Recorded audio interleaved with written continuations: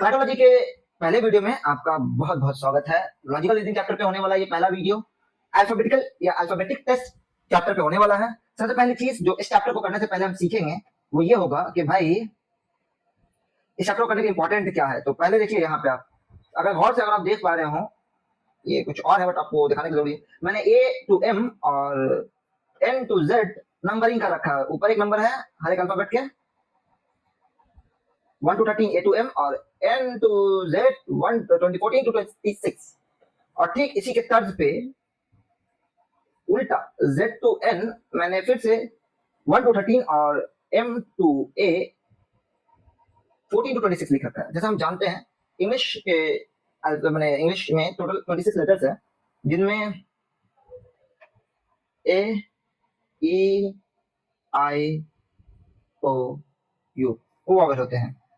ठीक, चलिए इसके साथ साथ ए टू एम अराउंड यहाँ 13 लेटर है। फर्स्ट हाफ ये पूरा होता है फर्स्ट हाफ और ये पूरा है सेकेंड हाफ।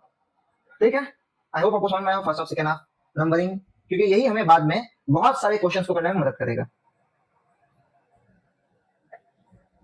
अब देखते हैं पहला क्वेश्चन हमारा क्या है। What is the fifth letter from the left of English alphabetical series. Left से इंग्लिश अल्फाबेटिकल सीरीज में फिफ्थ लेटर कौन सा होगा। सबसे पहली चीज ए टू एम और एन टू जेड में ये एन लेफ्ट है और ये एन राइट है। क्या है, ये एन लेफ्ट है और ये एन राइट है। लेफ्ट एन में फिफ्थ लेटर कौन सा होगा, ये सवाल किया है यहाँ पे। तो लेफ्ट एन में फिफ्थ लेटर जैसे हम जानते हैं ए बी सी डी ई होता है, तो यहाँ पे आंसर बहुत सिंपल ई होगा।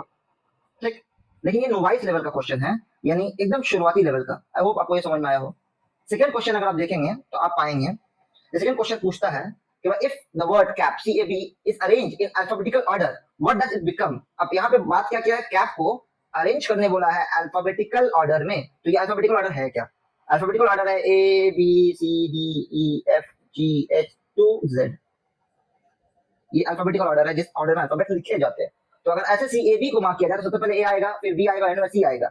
यही सवाल पूछा है, अगर इसको अरेंज किया जाए अल्फाबेटिकल ऑर्डर में तो ये कौन सा वर्ड बनेगा। इन तीन अल्फाबेट से कौन सा वर्ड बन सकता है। तो इनसे बनेगा A B C. The answer is 1 A. Clear, चलिए क्योंकि नोवाइस लेवल है ऐसे सारे क्वेश्चन इसी टाइप के होंगे, बहुत सिंपल बहुत आसान करने में। Which vowel come between E and I in the alphabetical order? तो हमें पता है A E I O U। कौन सा वॉवेल आता है E और I के बीच में। E और I के बीच में कोई वॉवेल नहीं आता है। E और I के बीच में कोई वॉवेल नहीं आता है, कोई सा ऑप्शन सही नहीं है। Which vowel come between E and I in the alphabetical order? कोई सा वॉवेल नहीं आता है। A E I O U, E और I के बीच में कोई वर्ड नहीं आता। ये आंसर गलत है। ठीक, चलिए इसके बाद अगर हम देखते हैं क्वेश्चन पूछ रहा है what is the position of M from the right in alphabetical order. यहाँ पर सवाल क्या किया, M का पोजीशन बताने बोला हमको। M का पोजीशन पूछा राइट से, कहां से, राइट से alphabet in the alphabet. What is the position of M from the right in the alphabet, यानी रिवर्स ऑर्डर में। सवाल क्या, रिवर्स ऑर्डर में M का पोजीशन क्या होगा, M का पोजीशन इन नंबर क्या होगा। अगर आप सही से इसका आंसर देखें तो यहाँ पे आंसर दिया हुआ है 13 14 15 12। तो पहले हम जानेंगे रिवर्स ऑर्डर में M का पोजीशन क्या है। अगर हम यहाँ देखिए रिवर्स ऑर्डर में यानी Z का नंबर 1 होगा, तो उस हिसाब से M इज 14th लेटर। M का पोजीशन है 14th, M का पोजीशन होगा 14th, क्योंकि M का नंबर रिवर्स ऑर्डर में 14th है। ठीक, साइन ढंग से देखिए। Arrange the letter Z A M C in alphabetical order. बोला Z A M C को अल्फाबेटिकल ऑर्डर में अरेंज करने को कहा है यहाँ सवाल में। तो Z A M C को सही से किया जाए तो A C M Z ये होगा अल्फाबेटिकल ऑर्डर इसका, A टू Z की तरफ। तो A के बाद आएगा C, C का आएगा M, उसका आएगा Z। The answer is A C M Z A। अगर सवाल आप पढ़ पा रहे हो लिखा how many letters are between D और H। D और H के बीच में D और H के बीच में कितने अल्फाबेट आते हैं।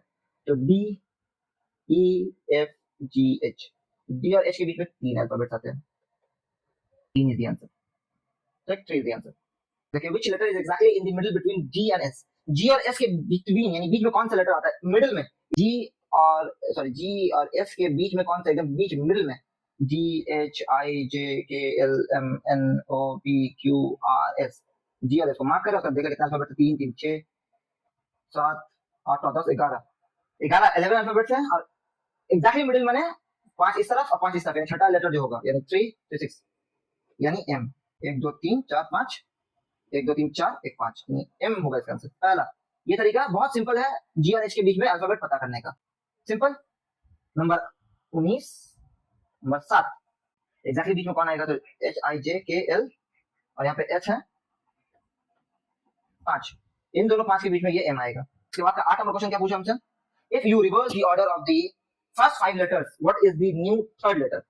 फर्स्ट 5 लेटर का ऑर्डर रिवर्स कर देना है, यानी ये 5 लेटर जो है, ये 5 लेटर जो है इनका ऑर्डर को रिवर्स कर दिया जाए तो थर्ड लेटर कौन होगा, अगर ये फर्स्ट है, ये सेकंड है, ये थर्ड है, ये फोर्थ है, ये फिफ्थ है, तो थर्ड लेटर अभी भी सी रहेगा, third letter will not change.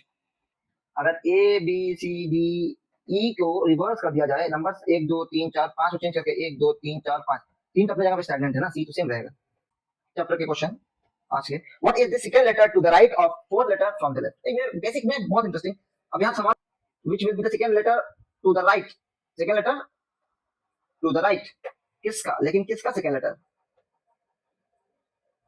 Of the fourth letter from the left.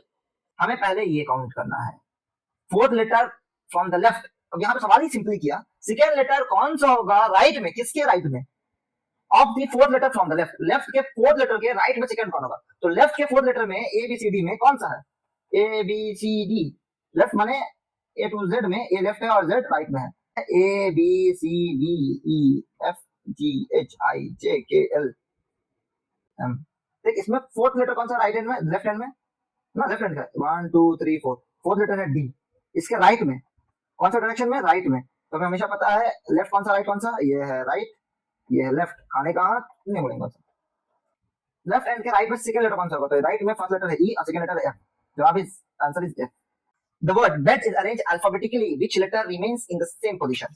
अगर बेट को अल्फाबेटिकली हम अरेंज कर दे तो कौन सा लेटर अपनी जगह पे सेम मौजूद रहेगा, बी ई डी, और अल्फाबेटिकली अरेंज करने से ये होगा B D E B C D E, तो B will be same in its own position, will remain same on its own position, बाकी नंबर का पोजीशन चेंज हो जाएगा। क्लियर। अच्छा दूसरा जो है ये डिक्शनरी एंड सैंपल क्वेश्चन, ये बहुत अच्छा चैप्टर है, इस चैप्टर का बहुत मजेदार टॉपिक है। अब यहाँ पे सिंपली बोला कि भाई बताओ क्वेश्चन नंबर 1 में कि अरेंज करना डिक्शनरी ऑर्डर में, तो डिक्शनरी ऑर्डर होता क्या है सबसे पहले, तो डिक्शनरी ऑर्डर कहते हैं जैसे डिक्शनरी में हम लोग लिखते हो पाए ना, जब भी देखते हैं तो क्वेश्चन ऐसे होते हैं, एप्पल एंट